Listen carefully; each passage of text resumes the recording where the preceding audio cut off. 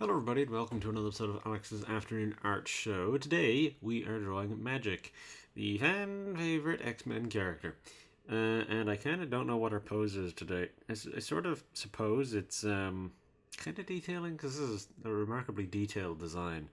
There's a few different things here which I wouldn't normally draw. More so the hairstyle is one that's a particularly challenging one for someone who's very much used to messy hair. But yeah, I suppose this is another posing one, kind of. We've been doing a lot of posing recently, so I'm gonna need to vary this up some way soon enough. But yeah, yeah, I suppose this is posing is more or less what this would be. Yeah. Like realistically speaking, this isn't. This might be the most challenging thing in the world, but it also might be kind of tricky. There's a lot of stuff in here which I will have to use my ruler for, because my point to point doesn't work anymore, as I mentioned before. But anyways, I'll get to that once you see it. So I'll roll the intro, and then I'll show you what I have. So yeah.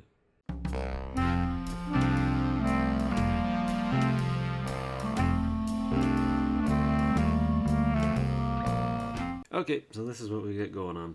As I said, this is sort of a posing one, but there's also a lot of stuff which I'm going to have to use the ruler on. Namely, that bloody sword. A lot of this is very straight lines, so I can kind of use that. You can see the sort of weirdness of these lines, and the reason for that is because I use my phone as a ruler for it, because I didn't have a ruler handy whenever I was doing this, so I just used the side of my phone as a ruler, so they aren't exactly perfect lines, all these diagonals.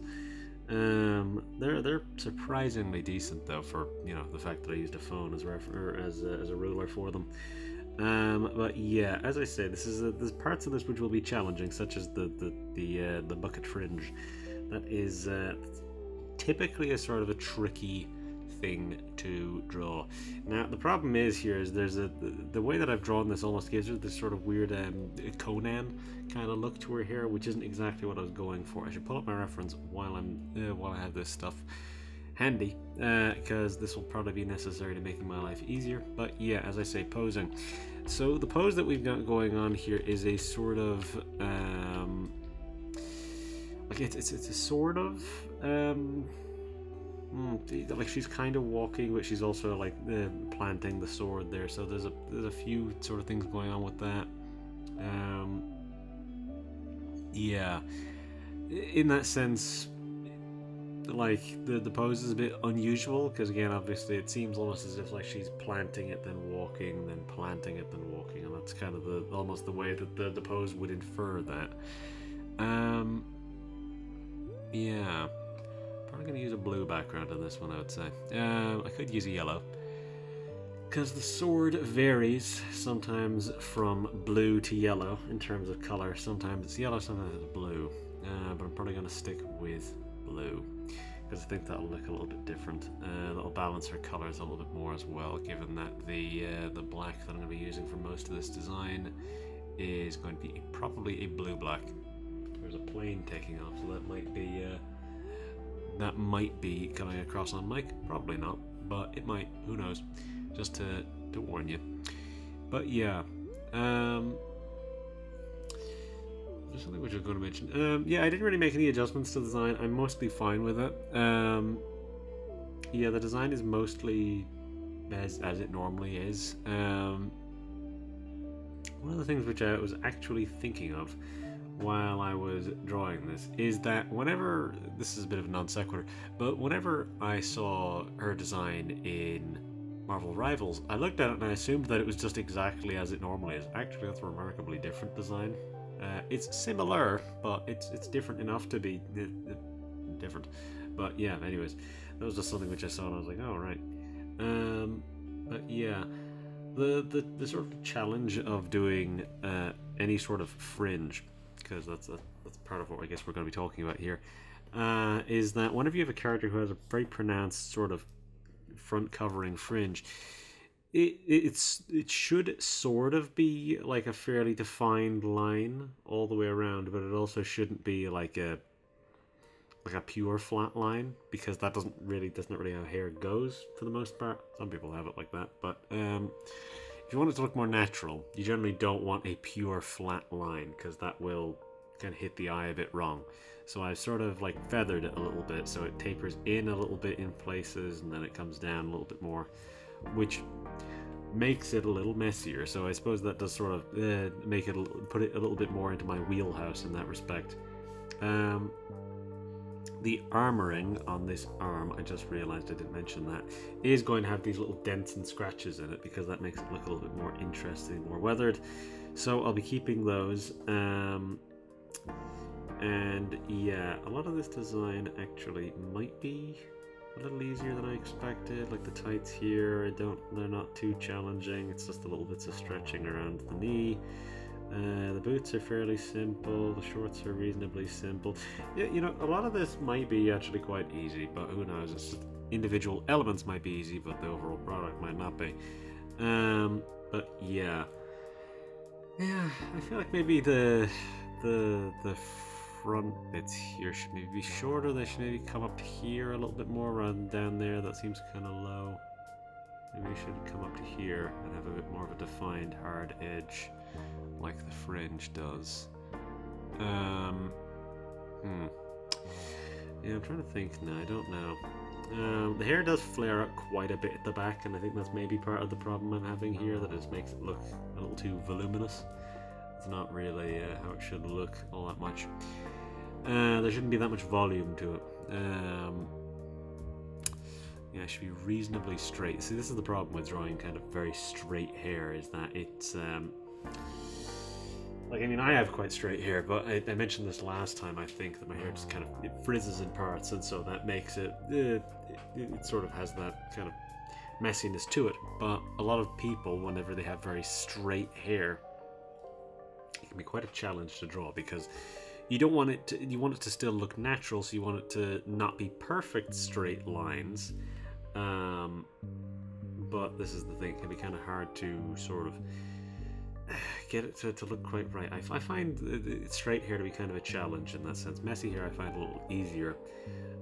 No hair type is quite as challenging as curly hair, but especially if you want it to look good. But yeah, straight hair is a bit of a tricky one. We'll see as I'm going, because I'll probably get moving on this pretty soon. Yeah, I'll obviously have to clean up the sword, because this is obviously off a little bit. A lot of the middle is a little off. I'll probably actually, you know, I'll probably have to move it over just a tiny bit, like the whole thing, because realistically speaking, this line is actually where the middle should be, because that's where the middle of the handle is. Just thought of that there. That actually made a bit of a boo-boo when I did that. But anyways, I'll probably fix that. Probably fix it. Who knows? It might be less noticeable whenever there's not an exact middle line visible at all times. Anyways, I think that's enough rambling. I think I'll probably get started on this. So we'll do these details, and then I'll be back to do the colors. There's not anything I'm forgetting to mention here, is there? I don't think so. I mean, color-wise, this should be a pretty easy one because it's mostly black. Yeah. Pose is very simple. She's just walking with the sword, so I mean, yeah. I'm gonna have to make some adjustments to that hair. I think that's the big one. I'm gonna have to make adjustments to it to make it a little straighter, make the top of the fringe less high. Because that's one here you can see is that the top of the fringe is quite high. So that looks a little odd. It comes up in the right sort of place, because it should be coming into a slight point, and then everything's kind of coming down from there, because that's how that normally works. Especially if someone's combed it into that sort of shape, that's kind of how it tends to fall. But anyways, I'm rambling again. So I will carry on. I'll do these details, and then we're back to do the colors. So yeah.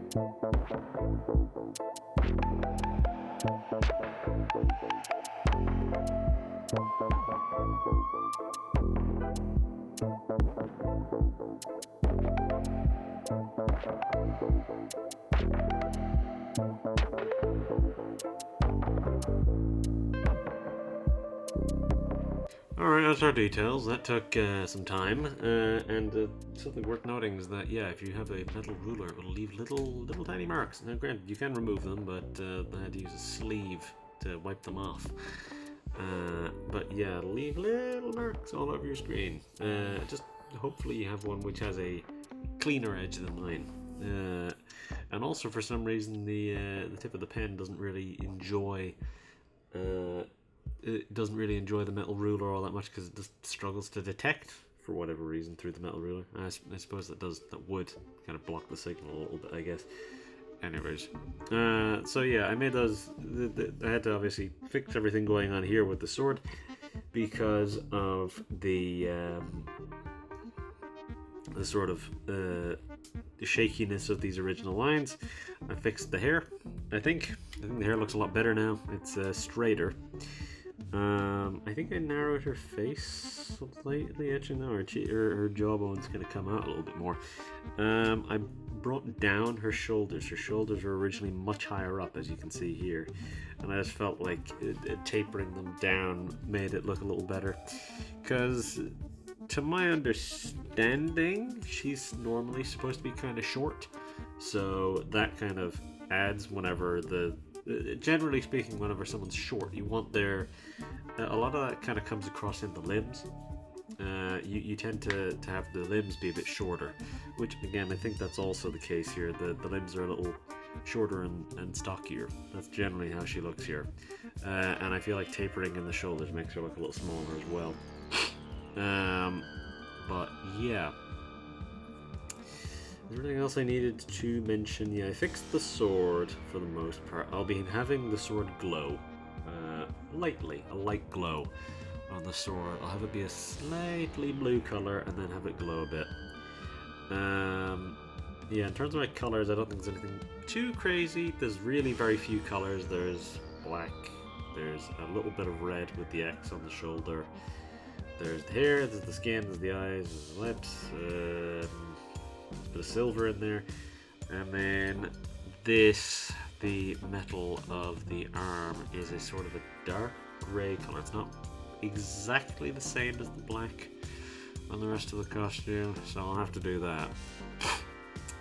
But largely, there's very few colors going on here, so that shouldn't be much of a challenge. Yeah, I feel like I've sort of fixed those little problems I've had with it. So one of the things which I suppose I haven't really talked about recently is I've been giving characters more of a defined dark edge to their sides. As you can see along here, the sort of edge is a lot darker than a lot of the interior lines. That's something which I've been doing recently. It's something that definitely helps whenever you're doing painted shading. Whenever you're doing painted shading, it's a good idea to have a darker edge, I find. Especially, it helps with a lot of the sort of shading stuff. If the edge has a darker line than the interior, again, you can see it very clearly on the hair that this, I don't know why I said it like that, but this line along the outside of the hair has a much darker line than obviously all the interior lines because it's light blonde hair. So it's the same thing here, where any of the lines along the skin around the sort of the waist here are very thin as compared to the edge of the character, where the lines are much darker. Now, fabric bending tends to have darker lines because that's typically a little bit more visible than skin bending. But yeah, a lot of the lines here are a lot darker along the edge than they are on the interior. It's much the same with all the little scratches and dents on the metal. But yeah, I think that tends to look better. It tends to complement the shading a little bit more whenever the edge is a little darker. It makes things just look a little nicer to me. I sort of prefer that, but I've been doing that throughout most of the most recent drawings I've been doing. Now I'm just saying that this still isn't perfectly right, but I mean, let's be honest with you, even if my point-to-point tap was working, that probably wouldn't be exactly accurate either. It doesn't matter all that much. The irony is that in a lot of the reference that I'm seeing, most people tend to obscure one of the sides. They tend to not show both of them, and that's because, much like most artists struggle with symmetry. Symmetry is difficult. It's very difficult. Exact symmetry, incredibly difficult. So this is the thing. A lot of artists try to make faces a bit more symmetrical. I don't. I don't try to make them perfectly symmetrical. Like, I mean, you can even let's go for this here. This nostril is slightly higher than that nostril. This eyebrow is slightly further down than this eyebrow. This eye is slightly more like inclined. I suppose would be the term. It's slightly more angled. This eye is flatter and narrower. This side of the mouth is more downturned, but is higher up than this side. The filter from the nose here, of the lip, I mean, angles more towards that way. The chin isn't fully like formed. All these things. This part of the jaw is slightly higher than this part of the jaw. These are things which make things look a little bit more natural. Because in real life, people's faces aren't perfectly symmetrical. That's not how that really works. Some people's faces might look more symmetrical, but they aren't perfectly symmetrical. If you do that thing of where you can do it with just images very easily, of where you can just mirror one half of someone's face, it'll look really strange because that's not really how people's faces look. So this is the thing. Drawing symmetry is about as difficult as it is to create perfect symmetry in real life.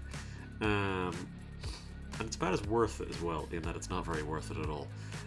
So yeah, pursuing exact symmetry in that sense isn't really all that easy, nor is it particularly interesting. Whenever you're trying to, say for example, both of her arms were up like this, or were down exactly like this, I mean, would probably be a more accurate way of saying it. Let's say both of her arms were downward facing like this, and so this other one was also downward facing like that, and they were also exactly the same, more or less. There wasn't the difference of the asymmetrical armor on this versus the sort of just puffy shoulder on this side. Let's say they were both exactly the same. That would be kind of boring to draw.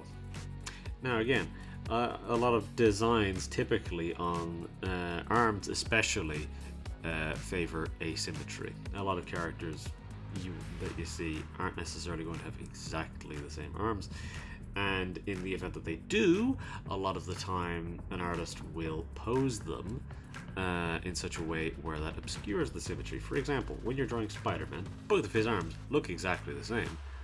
They look exactly the same. They have the same gloves, they have the same patterning, they have the same stripes, they have the same red stripe that goes along the side of them. But anytime you're drawing Spider-Man, you will almost never be drawing both arms doing the exact same thing. Almost never, because that's just how Spider-Man's posed. Very rare, like you're gonna have one arm down, you're gonna have one arm back, you're gonna have maybe one arm is up, one arm is doing the pose in front.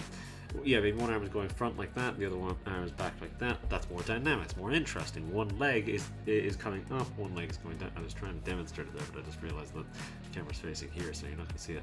One leg is down, one leg is back, one leg is both legs are up. One is slightly more out to the side, one is more forward. You do things like this to vary things up. Even here, both these legs have the exact same stuff going on. There's the tights, then there's the boot. They're the same.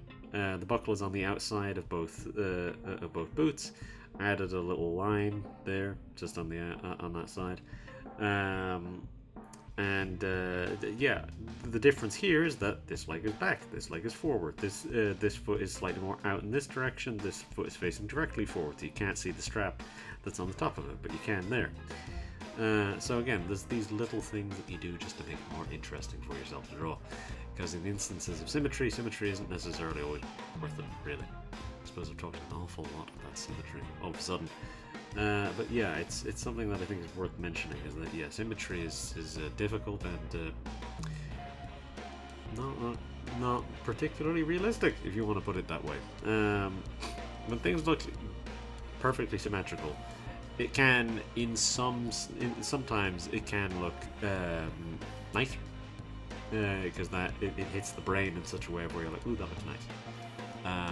But it's not really something that I would say is worth going super far of your way to pursue. But yeah, that was a hell of a long rant, but I suppose that made up for the slightly shorter intro in that sense. Anyways, I will do these colors and we'll be back to do the painted shading, which should also be kind of quick. So yeah, anyways, I'll move on.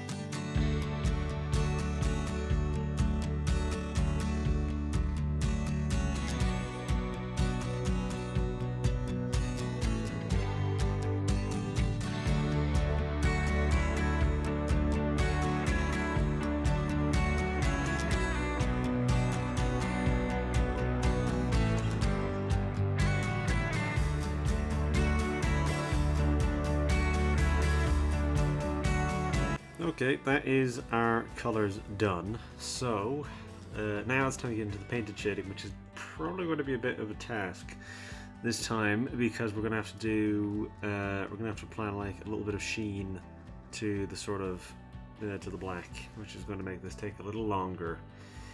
I'm probably going to have to apply a little bit of sheen to the hair as well, actually, because that's often how like really light hair looks. I wasn't thinking about that. I'm probably going to have to do that as well. Well, that'll be subtle anyway, so that won't be too much of a problem, I suppose, but we'll see. We'll see how that looks. I mean, there's normally the sheen on here in general, because I'm seeing it on myself here anyways. Doesn't really matter. It'll be something which I'll do a little bit of that, and we'll see how it looks. I'll experiment with that idea, because I don't normally put sheen on hair. But yeah, so what have I got to cover here? So yeah, I made the sword blue. I give it a blue glow because I think the blue sort of works. I've got a color palette in mind. It's obviously very blue, very deep kind of purpley colors. Let me have a peek at it again. Yeah, they're very deep blues is what I'm looking at for that color palette. Deep blues. Ooh, sorry. Yeah, deep blues on that color palette, so that will obviously lend to everything that we've got going on here. It will mute a few bits like the red and probably the hair to a degree, but those are fine. Those are things we can live with. But that also means that our shading is going to be very dark. For the most part, we're going to be going for something quite dark. These are going to be our colors here, which I suppose makes sense. And yeah, is there any big stuff which I need to cover? Because this is actually going on for quite a while, so I feel like I need to get moving. But yeah, I don't think there's much more I need to say. I think the sword will sort of be our light source. Sort of. Is the word here, because I'm gonna have the dark be on this side and the light be on this side, but that's not, I'm not gonna have like the eyes be underlit or anything like that, or the nose, because in theory they should, if that's where the light is coming from. Everything should be underlit in that sense, with the way that would be cast, but I don't really want to do that because that won't look great. I don't think it'll look great, but so yeah, we'll just work with what we have. Yeah, I'll do that stuff of where it's this side is the dark side and then this side is the light side, and our light will probably be a bit bluey toned in that sense. But yeah, I think that'll work. I think we're good to go probably. I don't think I need to cover anything too extreme. Yeah, I'll just have to do those bits of sheen, which does mean that when it comes to the detailed shading, that should be a little easier, because if we're doing anything which has a lot of sheen on it, I don't want to make it look a bit, I don't want to mask that too much with a detailed shading layer, so we'll see. Anyways, I'll do this and then be back to do the detailed shading, the light line and all that other stuff. So yeah.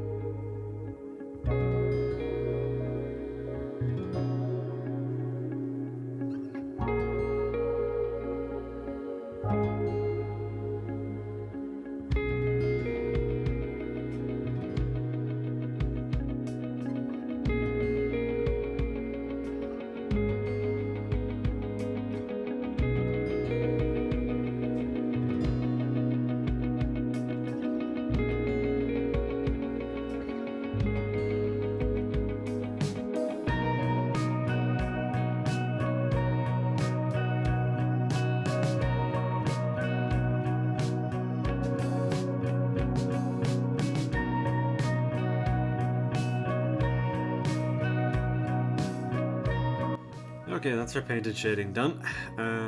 As I said, that was a bit longer than it has been recently. The last few, the painted shading's been fairly quick, but this time it has been a little bit more time consuming. But yeah, as I said, it's sort of vaguely, the sword is vaguely the sort of light source here, where a lot of the light is coming from that general direction, but it doesn't really make sense that there's light up here.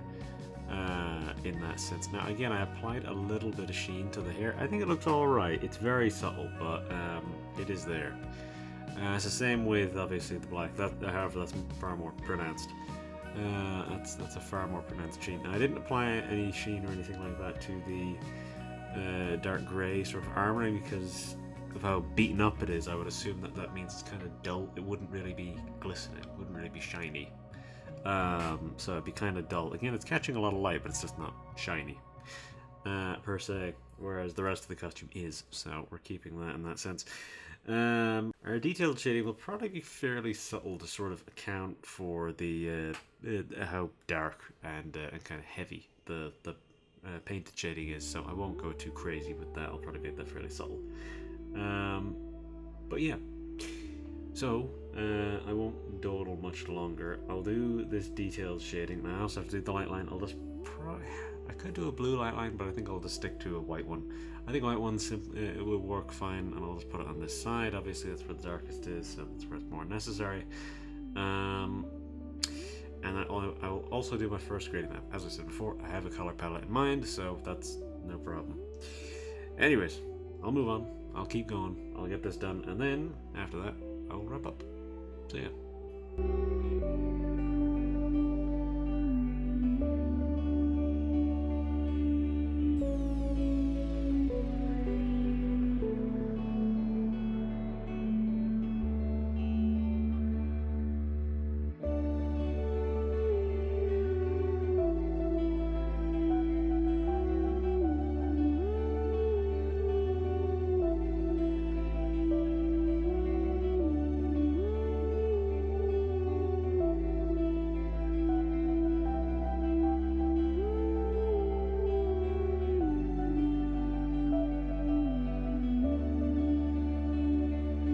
Alright, that is our detailed shading, light line, and first grading map done. As you can see, it's a vivid one. It's a vivid one and it's a very dark one. Let me just compare. This is normal, where it's a bit dull actually in comparison to normal. And then here is grading map, which makes everything a lot more vivid, a lot darker. And it has a bit of a purpley hue to it, obviously. Because there is purple in it, there's a sporadic collection of purples and blues in there, but it all kind of coalesces in a nice kind of pleasant way. But I will leave this particular one at a fairly high opacity. This is our soft light, meaning we got to make 2 more of these. So I'll make a duplicate, which shall be a luminosity layer. Whoa, that's forming some rings in that. That's interesting. Well, I'm going to be lowering that opacity anyways. So that shouldn't be so visible. It's still kind of there. 20%, we want that underneath. Underneath is darker. Okay, the rings aren't coming across on the screen in front of me here, but they are coming across on the tablet screen. Weird. These, weird rings forming around here. Now, it's probably a... Oh no, they're still visible whenever I zoom in. That's strange. That's a weird thing. Anyways, let's keep going. So that's our luminosity. And then this is going to be our color burn, which is going to, that's going to really pull out the purple. But this is going to be pretty subtle. Yeah, it's subtle, but it adds in that nice little extra bit of purple. Luminosity is, it darkens things quite a bit. So right, now we're going to throw in our texture, and that will basically be us. So yeah, this has been a fun one. I suppose I've kind of talked a lot about a lot of general topics. There's not been a lot of the stuff which I've really honed in on in detail. I talked a lot about symmetry, I guess. That was a big one earlier on. Is sort of, I don't know, that technically kind of like proportioning or some variety of symmetry, or I suppose yeah, in a sort of roundabout way, proportioning is, or symmetry is a kind of proportioning. Right, okay, let's see what this textures deal is. Right, let's set this to an overlay, and then let's turn it up to 15%. That's a bit much. I actually think 10% might be better. 10%, because it's still visible, it's dispersing our outer glow. It's not very visible on the character, but it doesn't need to be. You can kind of see the red, kind of. I mean, I did say that the red would basically be gone. It's the same with the lips. The lips are now purple, so yeah, that's sort of, yeah. Again, the texture is always good for sort of blending things. So it blends the sort of vignette of the background a little bit, and it also blends the outer glow of the sword a little bit more. So that disperses out a little bit more. It's not like a sort of a, you can kind of see the cutoff to a degree whenever the texture is off. Yeah, you can kind of see the cutoff there. I mean, you can still kind of see it, but it's just a bit more obscured.